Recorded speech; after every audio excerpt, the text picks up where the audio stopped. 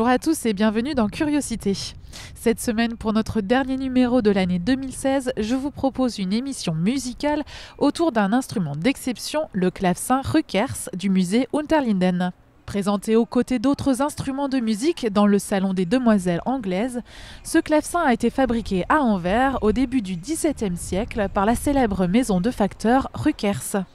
Et pendant toute une semaine à l'automne, la sonorité singulière de cet instrument a de nouveau empli les couloirs du cloître d'Unterlinden. À la fermeture du musée, dans un silence presque monastique, une claveciniste japonaise était en effet venue enregistrer des œuvres de Bach et Couperin.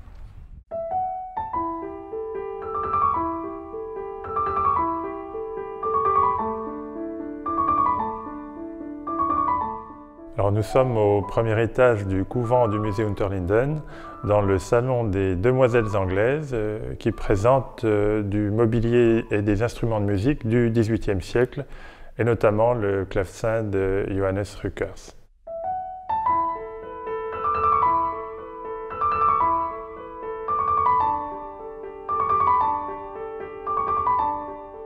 Le clavecin de Johannes Rückers a été fabriqué à Anvers au début du XVIIe siècle par la principale dynastie hollandaise de facteurs de clavecin.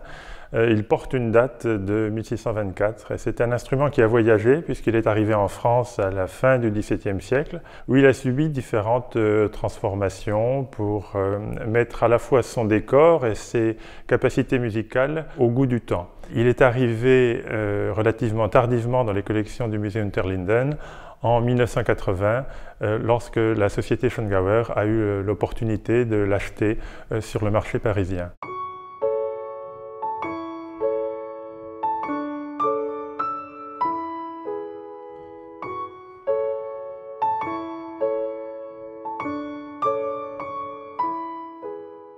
Le clavecin est un instrument hybride en quelque sorte. C'est à la fois un objet de menuiserie, d'ébénisterie même, puisqu'il présente des plaquages. C'est aussi une peinture. L'intérieur du couvercle est peint d'un paysage avec une scène mythologique. Elle représente la joute musicale entre Pan et le dieu Apollon. Elle a été peinte à Paris à la fin du XVIIe siècle. Et enfin, c'est un instrument de musique. Donc c'est cet objet polysémique qui est exposé au public et qui peut être abordé de différentes manières.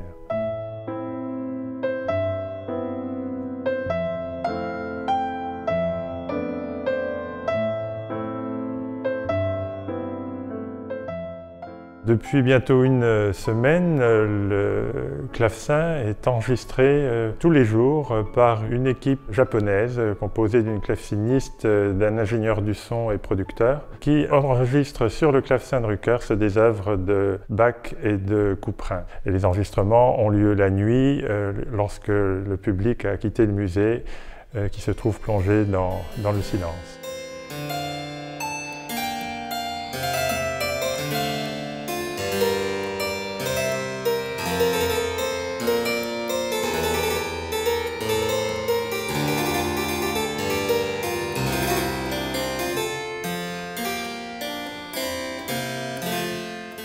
Le Rückers du musée Unterlinden a la chance d'avoir subi ce que l'on appelle qu'un petit ravalement, c'est-à-dire une modification de son étendue, du nombre de touches, si vous voulez, qui est resté dans l'espace de la structure originelle de l'instrument. La caisse n'a pas été démontée, n'a pas été agrandie, la table d'harmonie n'a pas été touchée, ce qui permet à l'instrument d'avoir aujourd'hui une sonorité qui est assez proche de celle qui pouvait être la sienne dans la première moitié du XVIIe siècle. Et c'est un des rares Rückers de par le monde, il reste une cinquantaine d'exemplaires seulement, qui soit dans une collection publique et encore en état de jeu. Et le musée Unterlinden s'applique à faire vivre l'instrument au travers d'enregistrements annuels et de concerts publics.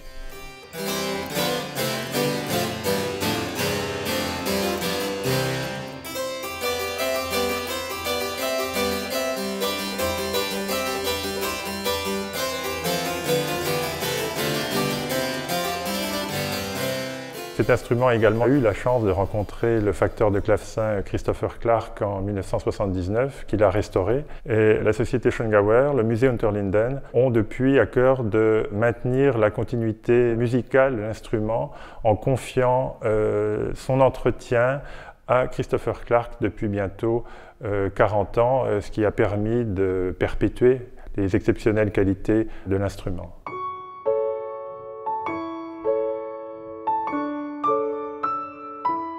J'ai fait la restauration il y a quand même 36 ans et les cordes que j'avais mis il y a 36 ans, c'était très bien pour l'époque, mais maintenant on fait beaucoup mieux. Donc j'ai changé toutes les cordes de l'instrument et ensuite, puisque je ne l'ai pas revu depuis quelques années, parce que le musée était fermé, j'avais des réglages à faire et donc je l'ai remis en état de jeu tip-top pour l'artiste.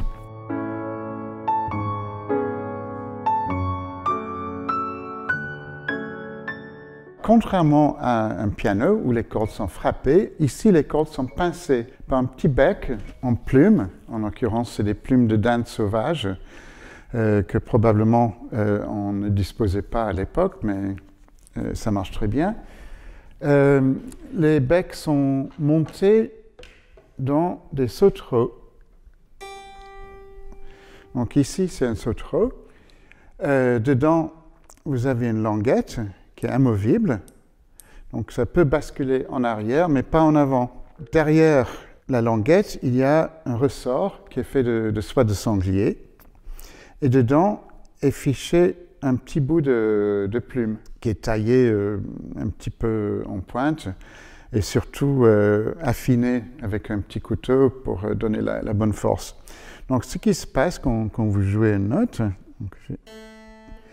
c'est que évidemment l'avant de la touche descend, l'arrière monte et ça fait monter le sauterelle. Donc le bec pince la corde en montant, cling, ça fait sonner. Quand vous relâchez la touche, ça redescend et la petite languette bascule en arrière. Et dernièrement, il y a ce petit bout de drap rouge qui étouffe le son pour l'arrêter.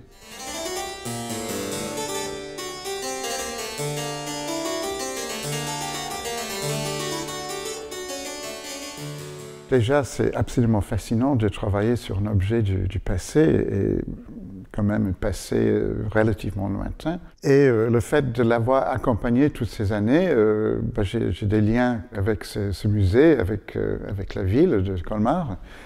Et c'est toujours un plaisir de revenir, de retrouver des amis. Et des amis aussi, des objets dans le musée, évidemment.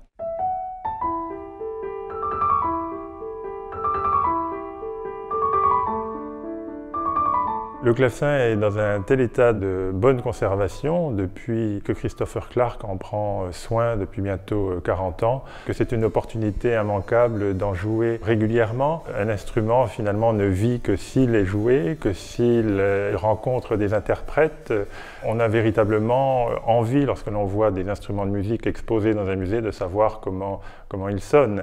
Et avec le Rückers d'Unterlinden, c'est le cas tous les ans.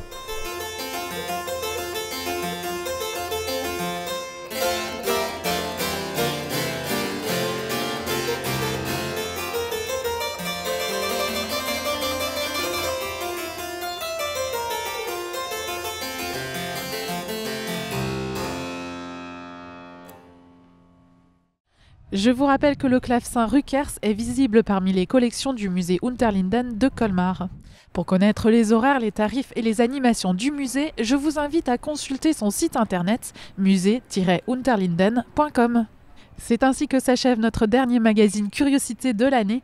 Je vous souhaite à toutes et à tous un bon réveillon et de beaux moments en famille et entre amis. Quant à moi, je vous retrouve en 2017 pour de nouvelles découvertes dans les salles d'exposition colmariennes.